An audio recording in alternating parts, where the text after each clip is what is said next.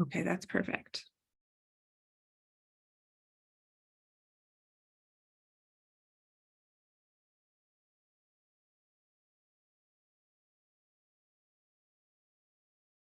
Okay, and in the interest of time, I'm going to get us started today.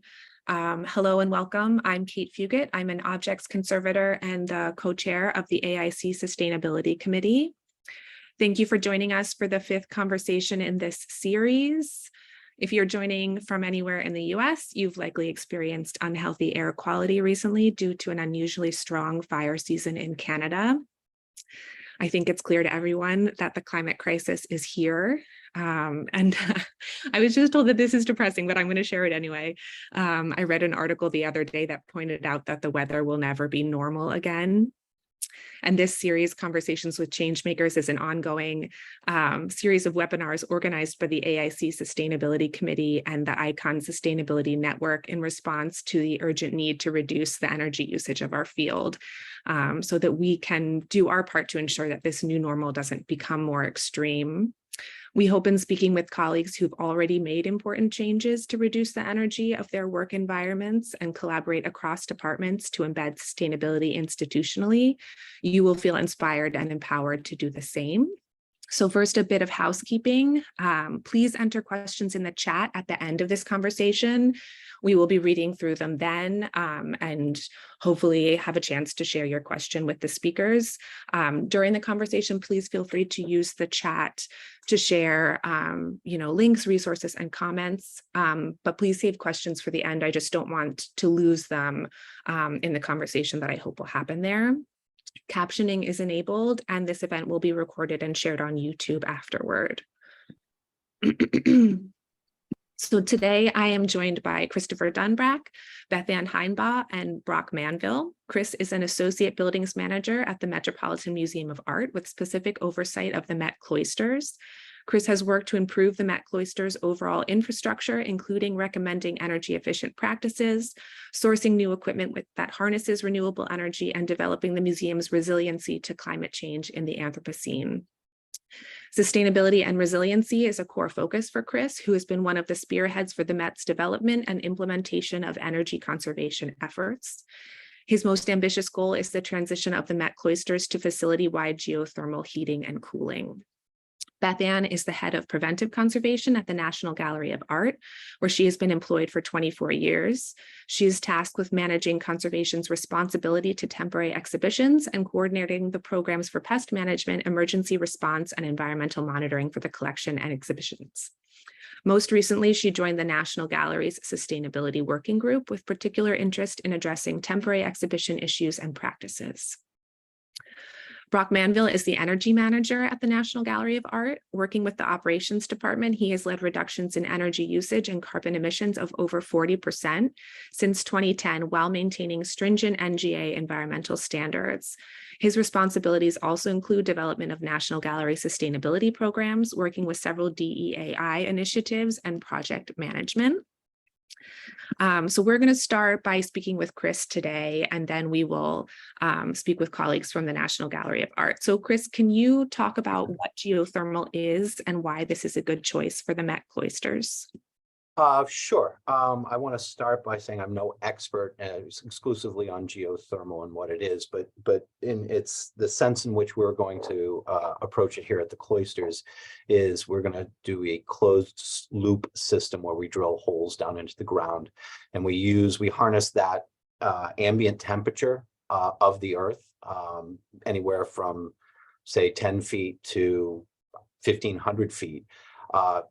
If you're in the right location, which we are, the earth is relatively speaking around 55 degrees Fahrenheit. And you can use that, harness it to both cool and heat the building. You can shed your heat and into the earth as well as pick up the heat from the earth. And when you're picking up the heat from the earth, it's a much smaller spectrum that you need to then reheat. So you're saving a lot of energy. It still requires the use of electricity, so the MET Cloisters would be net zero ready, so to speak. In other words, as the grid starts to connect to more renewables, so too then does the Cloisters. Other forms of sorry, a little nervous, geothermal energy are easy kind of to understand based on it's the use of steam, geothermal steam, like they do in Iceland for district steam for Reykjavik and most of all of Iceland. And I think that's how most people initially started to think of geothermal energy. So the two different types are drilling holes into the ground and running a closed loop, or even in some cases open loop, which is less common. Think of it like a car radiator, and we're just sinking a radiator into the ground and circulating glycol water mix. Glycol is very similar to antifreeze. And we're circulating it through the earth, picking up the earth's heat or shedding heat into the earth as needed. And that's basically it. So you have two forms. I know there's some exploration on using the steam from the earth also in turbines to generate electricity, which is a very popular thing. So there's three categories. But I don't want to go much deeper than that. I'm no expert entirely on geothermal energy. Can you tell us what stage the project is currently at, just in regards to implementation as well as institutional support? Yeah, here at the Cloisters, it depends on how you look at it. I look at any sustainability initiative that you pursue as a campaign. Especially the more ambitious ones. And I like to always recommend that you chase the ambitious ones, because the smaller ones become self-evident as you're chasing the bigger ones. Different things you can do happen in parallel, especially as people start to attach to the ambitious project. It creates kind of a, as Brock taught me once, it creates a culture change. Where we are here based on a campaign is we've garnered tremendous amount of support internally. The project itself is looked on favorably. We've done some testing. We did a test well and determined that we do have geothermal conductivity under us, so we can harness it. We have a lot of bedrock under us, which is ideal. One would think it makes it harder to drill, but in today's technology, it's not that difficult. And bedrock is actually a lot of bedrock under your location is very, very good. We also determined that the campus that we're in a park, and the campus that we hold on to, which is about 3.5 acres, will likely be enough space. We're now exploring the challenges that come with how many wells as part of our preliminary design. So we're up over 150 wells, but in New York State, you can only drill to 500 feet, and then you have to apply for a fracking or oil drilling permit. Now there's pressure on the state to kind of loosen that restriction for geothermal wells. And the hope is that we'll have to make less holes in the ground. So those are some of the things we're exploring right now. As we're at a preliminary design. Lots of internal support. We're changing the culture as a result of chasing this project. So I would say 1/4 of the way there. Okay. Probably another 5 to 8 years before the project is operable. I think that's a good statistic to share as folks are thinking about, whether it's possible to do that kind of implementation at their institutions. Chris also gave a really wonderful Green Museums presentation, and in it, you talked a lot about agency and the importance of agency. Can you just, share a little bit of your thoughts on that and why it's incredibly important and helps people to take action, which is so important right now? Yeah. So I can speak on it from the example of a building manager. And as a building manager, traditionally, we've been responsible for HVAC, in some cases, the infrastructure and envelope of the building. And both in the case of the equipment that you use to heat and cool the climate of the building, and for the collection, and the envelope of the building, the walls, the windows, the doors, the roofs, the environment is becoming a consideration. Well, it's always been a consideration, but how we make our decisions on the equipment we purchase and how resilient we build our walls is really important. And it's a new idea, I believe, for a building manager as they kind of understand their agency, to look at it as from the perspective of a conservator. because the planet Earth is the ultimate, I've said this before, the ultimate reliquary, and the objects that we keep in our museums are ultimately on the Earth, as well as the fact that if we don't choose the equipment and how we make our buildings resilient with mindfulness to the environment, the natural world, we're working against ourselves. As the planet heats, we're using more and more energy, we're burning more and more coal or oil to try and offset that inside the museum. So there's a really direct alignment between conservation and building managers and how we partner to move things forward. More and more so, and I know later in this conversation, we're going to talk very deeply about how that partnership plays out. And I think that looking at your role, whether you're a conservator or a building manager, or you're in the gift shop, or you're a curator, trying to find your agency and how it connects to preserving the natural world is really, I think, mission critical. And it's one of the first things you have to think of when you think of it, whether it's a special exhibition planning or whether you're purchasing things for the gift shops from, how far abroad you're purchasing those things. Can you source it locally? All of these things are ways you can kind of explore your agency with respect to the environment. Yeah, that's so true. And, you and I have had many conversations in which we've talked about how buildings, and facilities managers are really, their work is so similar to conservators now. Can you just elaborate on that idea a little bit, maybe for those who have not been privy to those conversations? Yeah, I mean, so true. The climate of the buildings, building managers are on the front lines of maintaining the climate for the collection, whether it's the storage spaces, the gallery spaces, even the climate for the staff, and creating a comfortable and well ventilated space. Great example that's right in hand is air quality.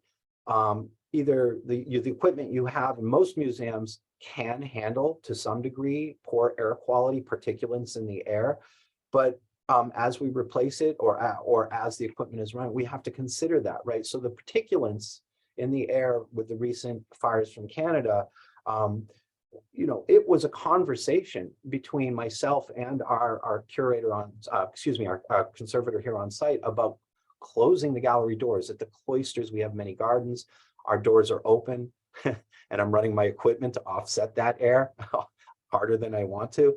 So we had to make a decision to close those doors. And there was a very, very direct conversation at the outset of this. It's now more the conservators' decision about it. But those first few days, it was a collaboration with security and many, many people. But there, I think, is a great example of how the building manager or the engineer of the building and a conservator in today's Anthropocene have to work together to make decisions.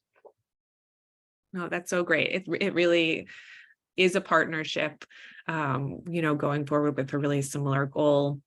So I'm going to transition now to talk about what is happening at the National Gallery of Art with Bethann and Brock. So the National Gallery of Art has started a pilot project to adjust the set points, the climate set points. Can you just talk a little bit about what adjustments are being made there and why? And I will give this question to whoever wants to take it.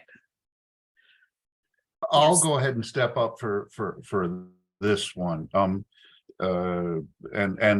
Just to respond to the last topic, we also see ourselves as hoplites of object conversation at the National Gallery of Art and the operations group.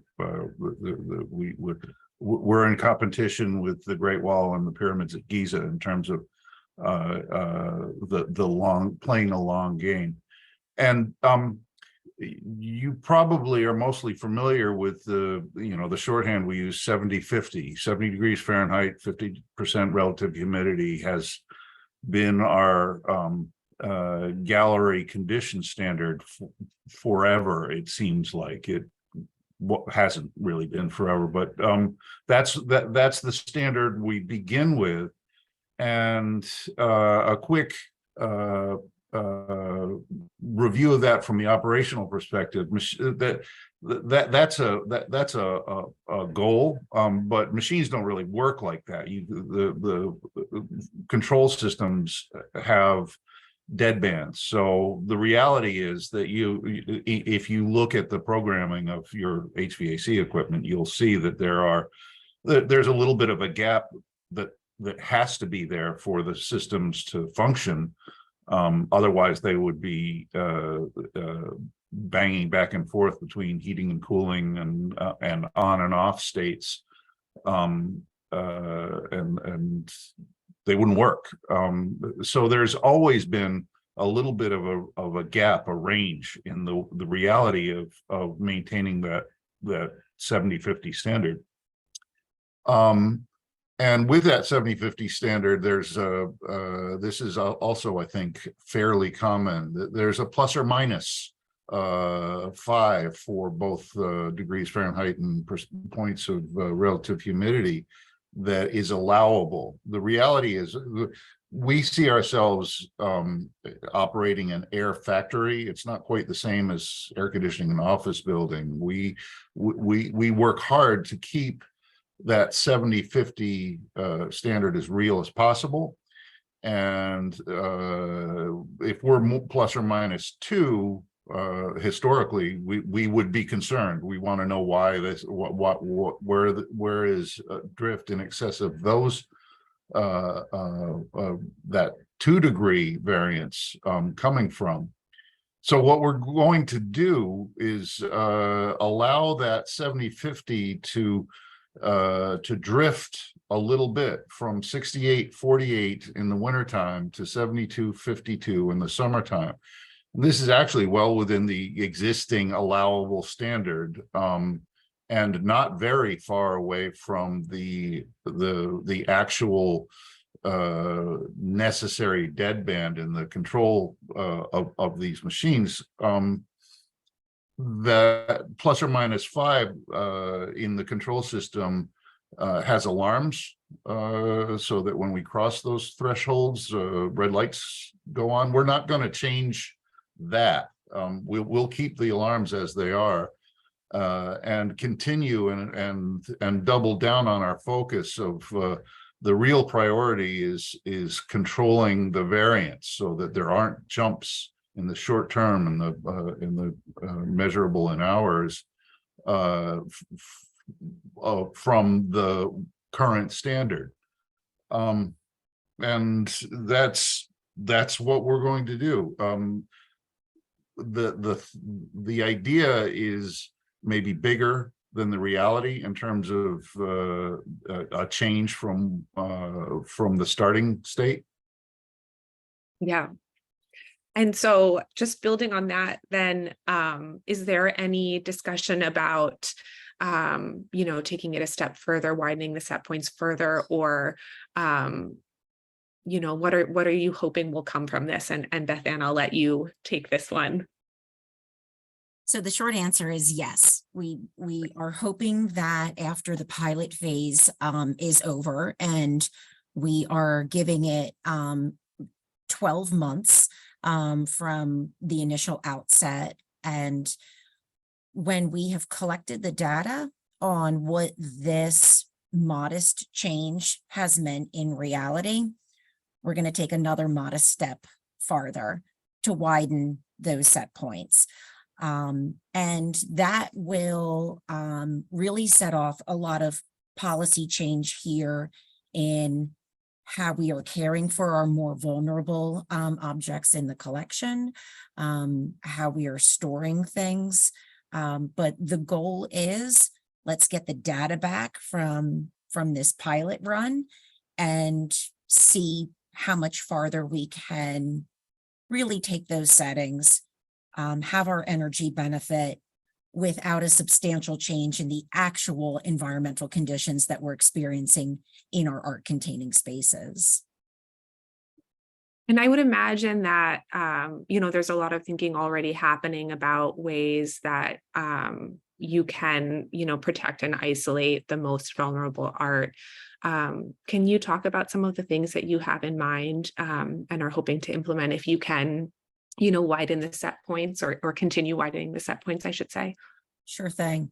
So we are very fortunate that in 2025, we are going to be opening offsite storage in partnership with the Smithsonian.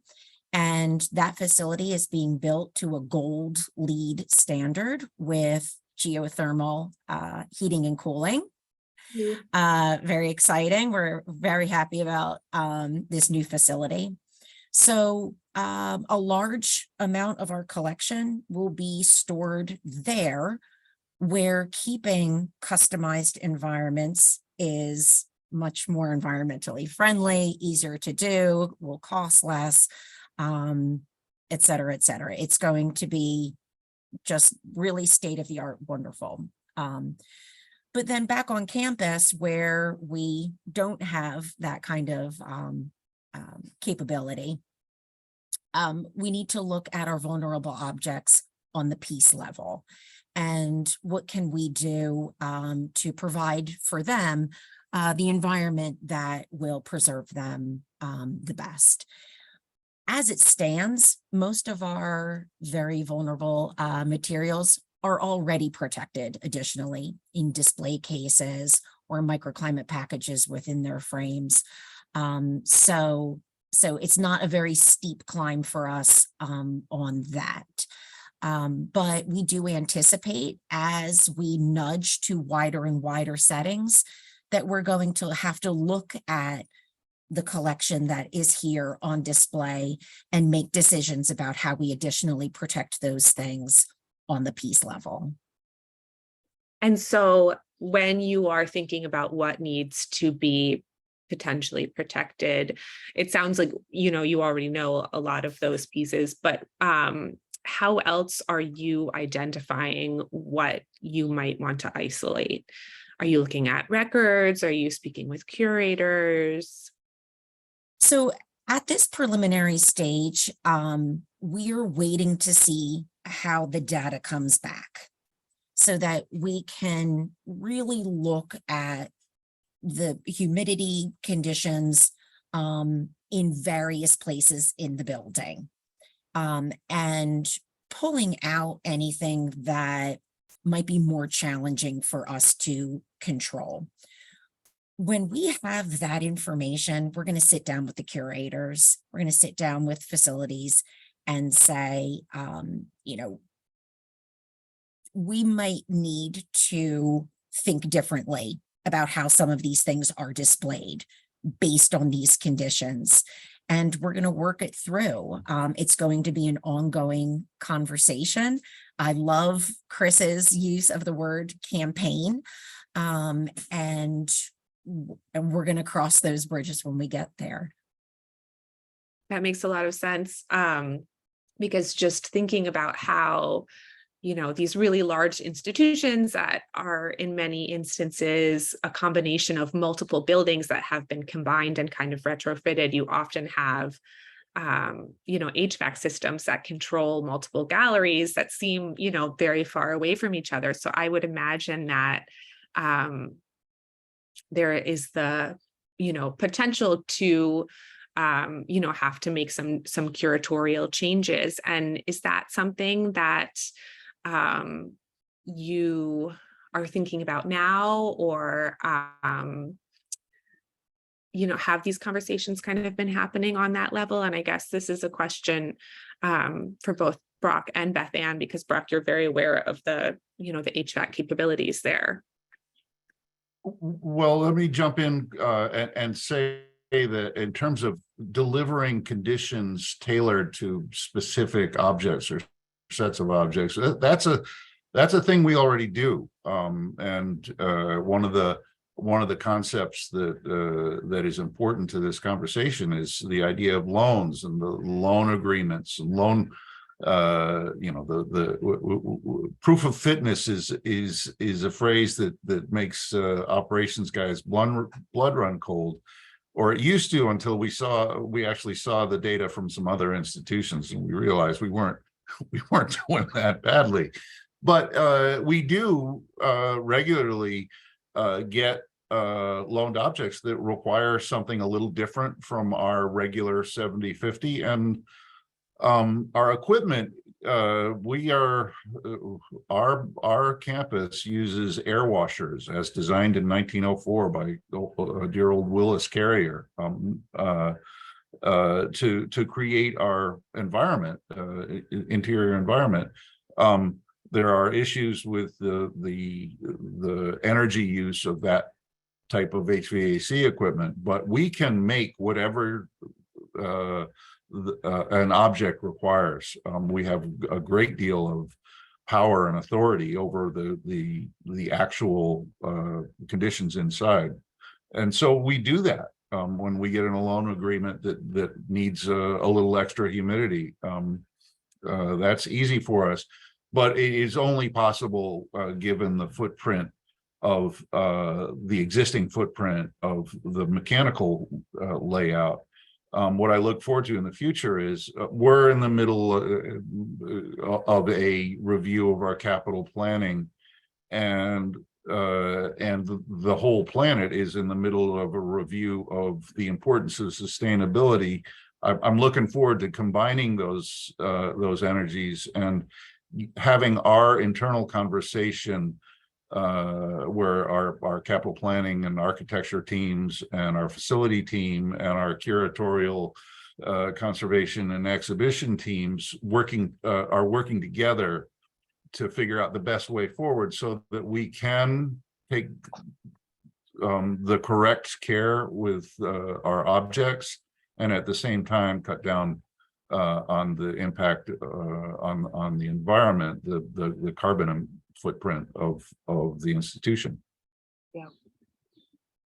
Kate, I would just like to emphasize too, the idea of loans is we have the ability to respond to a loan requirement in a space, if needed, right, as an institution. So you have the ability to play with the set points and also address loan requirements. It's not an either or. I think that's something that gets lost in the conversation when loans comes into the picture. How do we accept loans? How do we give our loans out based on fitness? It's not a one or the other. If a particular environment needs a particular climate, we can deliver that. So, but we're in a state where we're saying we maintain a certain climate and we can prove it to you. We're not saying we can control the environment you need for your object. That I feels like that should be the conversation, not proving what we've done for the, I have to give reports 3 years out every 15 minutes for my climates when we do loans. I've had to do it recently. And I'm proving what I can maintain. I'm not proving that I can alter it for their object. I just really feel like that's a conceptual shift I wanted to make note of. Yeah, no, I think this is a great time so now we're just going to open up questions to everyone, and I have a few prepared, but if people do want to start entering their questions into the chat, after I ask a few, we can certainly start taking audience questions now. And I think this conversation about loans is really important to have, because for so long, when we think about the museum climate, it's been like, oh, but what about the loans? And so I'm very happy to hear that, specific needs of loaned objects can also, be maintained should that be necessary. But Bethann, do you have anything that you want to add to this conversation about loans? Sure. I mean, I think that there are a number of tools in the toolbox for addressing loan requirements. And what Brock was speaking to earlier with customized environments for our temporary exhibitions, we have that capability here because we use the same suite of galleries for our temporary exhibitions as many museums do. So we know those spaces very well and what the capability in those spaces is and can be. However, it takes more energy for us to do that in those spaces. And that is what we are trying to get away from. So I can look at what a lender wants and try to come up with microclimate, microenvironment solutions rather than changing the macro environment, if that makes the most sense. But then also we're looking at modifying some of the language in our loan agreements so that we are assessing the impact of the loan from the outset. And perhaps if something needs a very customized environment that's not easily attained on the piece level, and it's coming in an exclusive use truck, and it has to have a one-time use crate, et cetera, what is the environmental impact of that one loan? How do we assess that? And we go back to the curator and we ask them to weigh that into that request. So that these temporary exhibitions, which just have a very large carbon footprint, could be a bit greener. I really love that. And I think that's what we really all need to get in the habit of doing is factoring sustainability into everything that we're doing and really thinking about the negative impact that our actions have had. So just in thinking about, not every institution can necessarily do geothermal, but many institutions can widen the set points and, take an approach like seasonal drift. Can you all speak to why that's so important to do and, how that can be a very important and accessible step for a lot of institutions? And looks like Chris wants to say something. Yeah, So I was going to say from a macro level, I go back to what I said earlier, and that is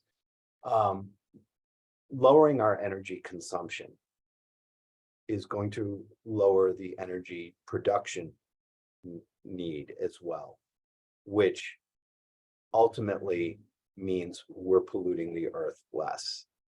If we don't change that, and again, I'm talking a big macro level, I'll let Brock talk about and Bethann talk about the on-site kind of version of this, but on a big macro level, you're heating up the planet and creating an environment where you're working against yourself.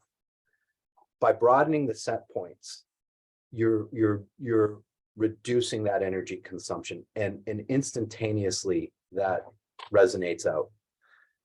And it also allows a quick, I shouldn't say quick, a not extremely expensive option, unlike geothermal, which is a huge, financial multi-year thing. The set point change, yes, it's a multi-year thing. Yes, it's baby steps. Financially, by comparison, it's a lot smaller. So it is more accessible for smaller institutions and larger institutions alike. Everyone can practice this, or at least explore this as an idea. Everyone can do it, every institution. Just those are my thoughts on why it's advantageous. It's a very democratic way of conserving energy. Brock or Bethann, do you have anything to add to this one? Sure, I'll jump in. Chris is spot on. The science isn't confusing. There are lots of whys to get started with learning how to do this, but the planet is on fire, as we noted at the top of our gathering, and we got to do something about it. Conservatively, we measure the impact of the small changes, the sagging to 2 points in the winter and adding 2 points in the summer to our existing standard. We conservatively estimate that at 500 million BTU hours a year. We're stuck with English measurements at our institution. We're working on it, but that's a lot of carbon. And the other important thing that we see about the issue is that we're here together to talk about it, and that I've talked to colleagues at other institutions for a long time about the importance of having these conversations within our professional society as museum and art museum people, so that we can learn from each other, and also that we can change the expectations, that we make it okay for a specific building to change these standards. The museums are like the government, and we're both, or universities, 1,000 points of no. It's very hard for these kinds of institutions to change, and so it's very, very helpful, I think, for us to work together and publicly to make these changes both okay to start with, and ultimately the expectation for our community. Yeah, I really like that. This next question we have, but I'm also going to mention that it's very similar to Megan Smith's question here. How can conservators and collection care professionals partner with facilities and building managers to push forward these ideas? And what suggestions do you have in particular, given that oftentimes, Megan asks specifically about facilities teams, but, I include all of us. We're often overstretched, we're busy. Institutions are also often understaffed. How can we kind of overcome these hurdles to achieve these goals and these partnerships? I'm going to start with Bethann, because I think you and Brock are a great example of a partnership that has developed at the National Gallery of Art. So do you want to talk to us a little bit about how that came to be? It's hard for me to actually tell how it came to be, because it is how it's always been here. We have such a mutual respect for what each other brings to the table. I rely so heavily on our engineers to maintain the environment here, to help me to understand the systems, what the capabilities are. I let them know when we experience any issues. They let me know when there have been issues. And it is just an ongoing, very easy conversation and partnership. What I would say in facilities where there hasn't been that long-standing conversation is learn from each other what the capabilities are and what you're after. The engineers often call the conservators their customers. And we have this relationship where they're like, you are our customer. We want to make you very happy. And I need to know what they can do to make me happy. So they know their jobs very well. I do not. I am not an HVAC expert by any stretch. And they also don't know what I always need from them, given an upcoming exhibition or an object that we have to do something very particular with. So keep that channel open. And the first thing that any conservator or collection manager should do in any institution is sit down with their building engineers and learn what the actual system is in their building and what those capabilities are, would be my first step recommendation. I really love that. Brock or Chris, do you have anything to add to that, working on the other side? I have thoughts, but I'll let Brock go first. The only thing I'd add to what Bethann said is yes, we absolutely see we have the model customer service for all of our relationships in my group, in the operations group. But I think there's another model that is even more fundamental that Bethann and her team and me and my team share, and that is we're in the same game. There is the institutional mission to share art, creativity, and our shared humanity with the broadest possible audience, and we are aligned together to make that happen. That corny business stuff really does play an important role in helping figure out how to get better at what we're doing. And I'll give some credit to the relatively new leadership at our institution for making that plain, and for backing the specifics of the sustainability stuff. We have new tablets have come down from the mountaintop. One has Bezoe etched on it. We're not much more than that. We're charged with figuring out how to make it happen, but we do have the right big message coming from the institutional leadership to give us the confidence and the opportunity to try new things and to make these changes. That's great. That's so important. And I just want to add that I agree with Bethann's what she said earlier is that, you know, the conservators and the building managers having a partnership and a dialogue, and you know, customer is a great kind of way of looking at it. But I think even before that happens, and it's really important I want to get this out there. If you don't know where to start, form a committee of people, and it does not have to come from leadership. It can just be a committee of people at lunch discussing, hey, today we're going to talk about sustainability at lunch. And then therein find through that discourse over, you know, a couple of lunches, find an initiative you want to chase. And then what happens is people who can contribute to that initiative will start to surface.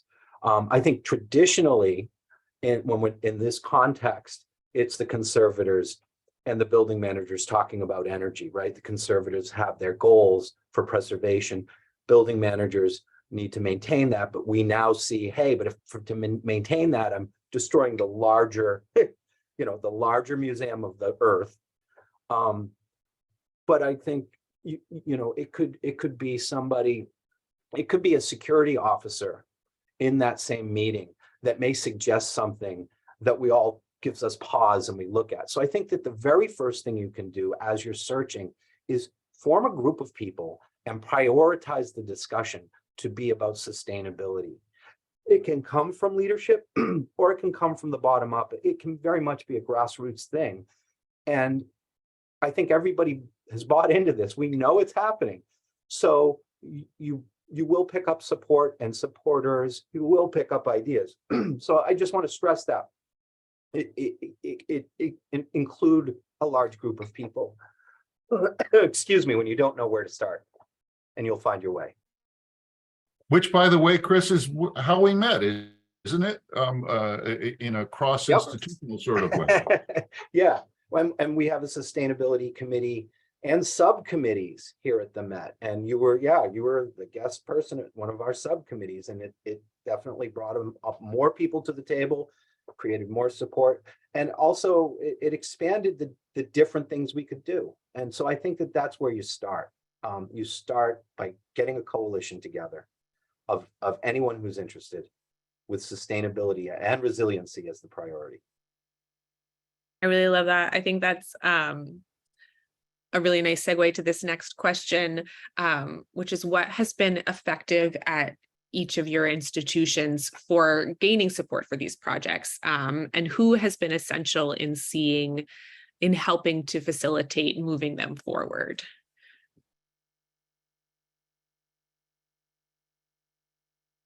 Brock, Chris, I'm you- gonna Oh, go ahead. toss this over to you because you've been at this a little bit longer than I have.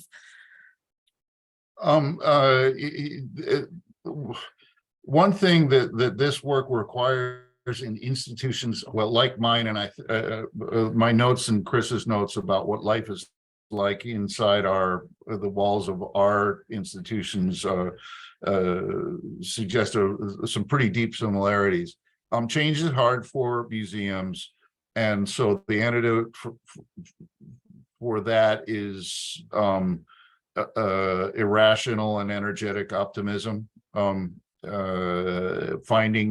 Creating networks of people who think it's important, want to work on it, and are willing to you want to walk the line between cheerleading and being a nudge carefully, but you have to take the risk of occasionally getting on folks' wrong side by being enthusiastic about both telling the truth and seeing a good idea as a way forward. We are lucky. We've got at the National Gallery, we do have support for sustainability at the top, but these if you're not in a private business with a profit motive, it is hard to get people. You can't tell folks what to do. Everybody has both their own opinion and enough security to say no if they want to. So you gotta.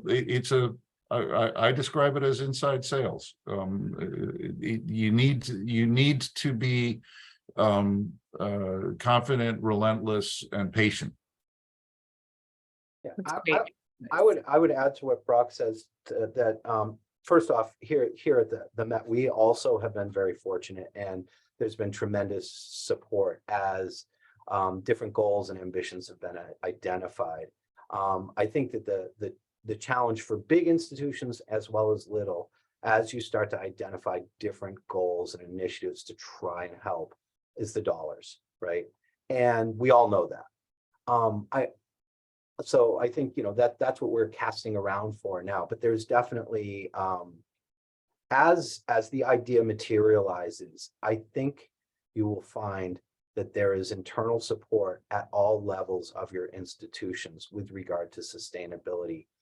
The challenges may seem like there's a lack of support, but you need to almost gift wrap ideas and options to address the challenges as they come up. So if it's financial and you're the passionate person on that project, and you think about it as you're falling asleep at night, you strategize ways that you can present solutions or different options to those people that can make the decisions. Or if you're one of those people making the decisions, you probably already do it by nature. So I think you want to support the people that are passionate and let it run with them, but also the guidance to kind of like, as the challenge comes up, understanding how to package it in a way where, here's option A, here's option B, here's where we could get dollars from this source, or, we need to partner with this particular city agency.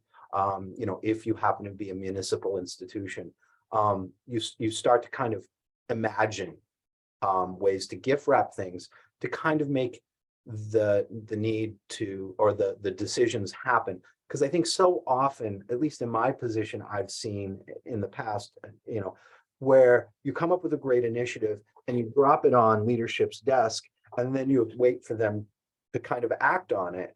And I think that in the case of sustainability and resiliency in the environment, you almost have to drop the idea on the desk and then kind of give pathways and options. And then when somebody kind of gives you a roadblock, it's because they care. Then you have to address that roadblock and give answers and solutions to that. And that helps keeping it going. But I think it's also important that those people that are giving those solutions have to be the passionate about it, because in what we do, what we all do in cultural institutions, sustainability doesn't really, except for you, Brock, doesn't typically have a department to work on it. So you're kind of have to rely on the passionate people to direct it. There are institutions that have energy managers, and that's becoming more common. But if you're a smaller institution or an institution that you don't have it, you need to find the passionate people, and they need to be aware that they have to gift wrap the ideas, gift wrap the solutions to the challenges as they come up.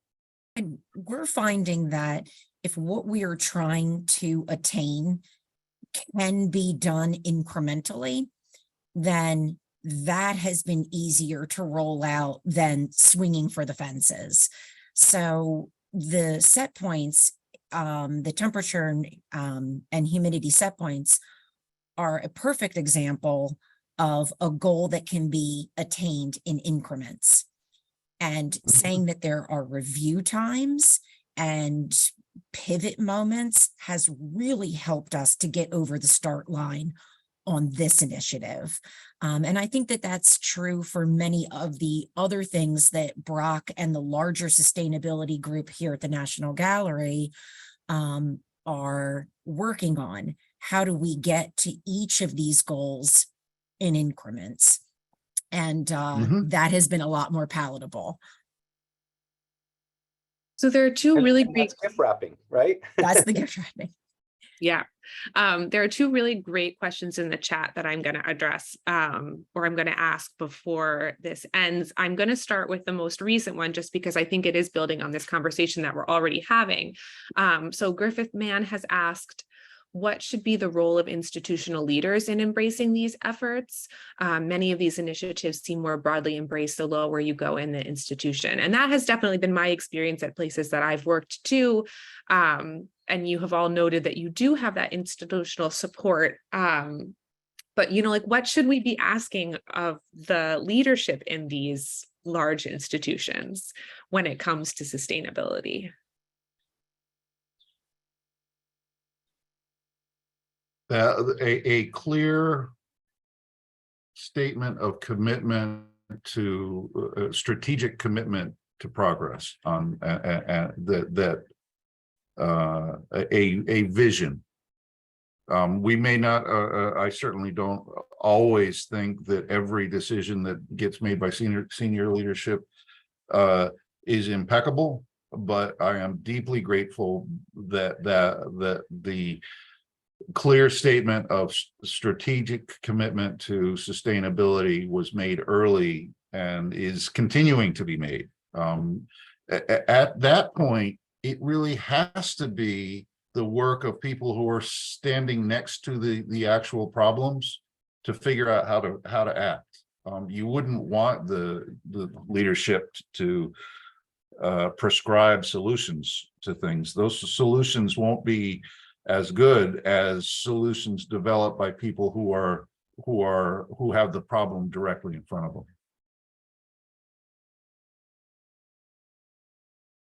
I think leadership understands it in many cases. In larger institutions, understands sustainability and resiliency as a need, especially with what's happening in the world around us.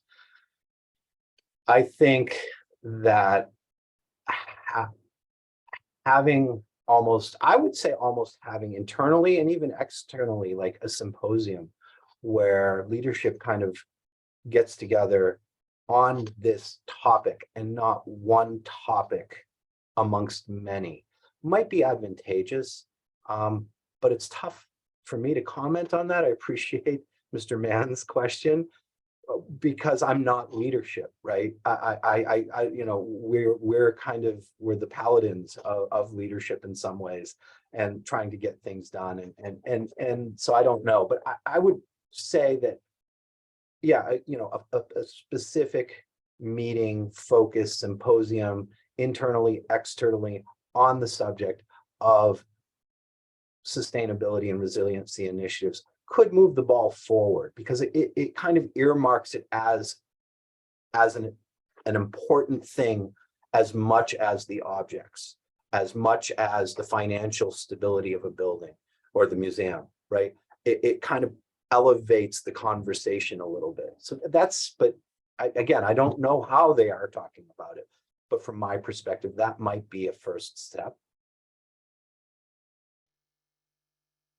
And then this, I think, will be the final question. This is from Al Carver Kubik, and I apologize if I mispronounced your last name. And this is for the National Gallery of Art folks. What data will you collect to determine success or safety? Temperature and RH, dimensional change. Also, are you looking at seasonal settings for all spaces? So gallery collection spaces, public spaces, and office spaces. So when our pilot phase is up, we will be looking at all of the temperature and relative humidity data for a large number of our art containing spaces. It is my role. And then I'll let Brock speak to the settings for all of the art containing and non-art containing spaces and how we will make that assessment. We touched on this earlier, but the fact is that the way the buildings were laid out in the late 30s and the early 70s for our two big buildings, there wasn't really a lot of functional space assignment that survived to the present day. So almost all of the systems operate as if they are addressing, they are providing art storage conditions. We may be able to change some spaces because because while that's true, it is much less true in some corners of the building, and with working closely with Bethann and her team, we may be able to make some changes for office spaces. But right now, we run it's 70-50 everywhere all the time. On the data side, we are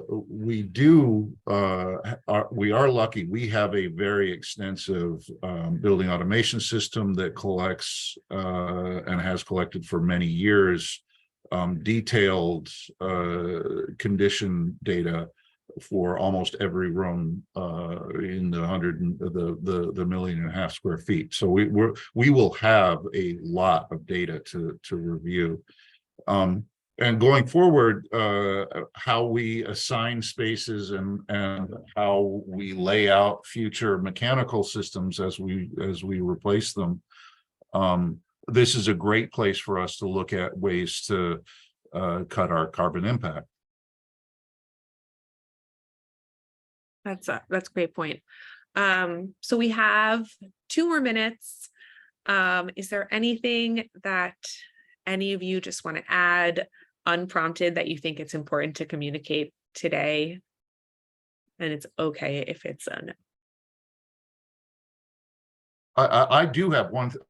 So we are just about to publish our sustainability implementation plan, years in the making, and we're excited about it. But one of the things that's very specifically a goal in that plan, and I'm delighted to report a conversation yesterday with a member of senior leadership where that vision was shared, is that it's really important to us to build a network of practice for sustainability. We want to make friends with, there's about 60 people on this call, and we are all probably in similar places on our journey. Shoot us an email, give us a call, stop by. We want to build the network, and we think we can work together to make progress more quickly and with better results if we do it together. So thank you. That's a perfect place to end. And you can take a picture if you would like of this slide. And we've also put the contact info for everyone in the chat. Because I think, as this conversation has proven, it's just really important to share information, connect with colleagues, and to collaborate both within your own institution and then, reaching out to folks who are interested in the same thing in other institutions. I want to thank these 3 speakers so much. It was such a pleasure doing this with you. And I've learned so much. I was very lucky to have multiple conversations with everyone before this started. And I just feel like I will take so much with me as I continue this work. So thank you all so much. This will be recorded and shared on YouTube, and I will be sure to email the link to the forums and also to our speakers, so you can share it with friends and colleagues. So thank you again. Everyone, Thank you, have a great Kate. day. Thank you. Bye, everyone.